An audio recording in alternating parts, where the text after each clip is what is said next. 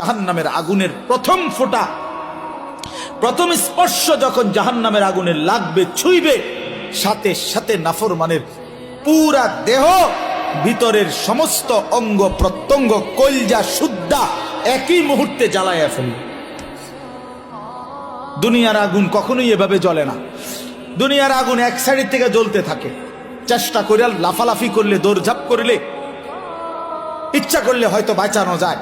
এটুকু পুড়ে গেছে, বাকিটা বাইচা গেছে, এটুকু পুড়া গেছে, বাকিটা বাইচা গেছে, আঙ্গুলগুলো পুড়া গেছে, বাকিটা বাইচা গেছে, ঠিক না? দুনিয়ার আগুন এরকম ধীরে ধীরে পড়ে, ধীরে ধীরে ধীরে ধীরে। কিন্তু আল্লাহর কসম, আল্লাহ কোরআনে বলছে, জাহান্নামের আগুন যখন প্রথম সেকেন্ড স্পর্শ করবে, কলজা সুদ্ধা ভেতর বাহির পুরাটা একসাথে প্রথম মুহূর্তেই জ্বালায় ফেলে। লাভ দিবেন, দৌড়াবেন না। ইন্নাহা আলাইহিম মুসাদা ফি আমাদিম মুমাদ্দাদা। আল্লাহ বলেন, আগে জাহান্নামের মোটা খুঁটিতে বান দেওয়া হবে, এরপরে আগুন জ্বালানো।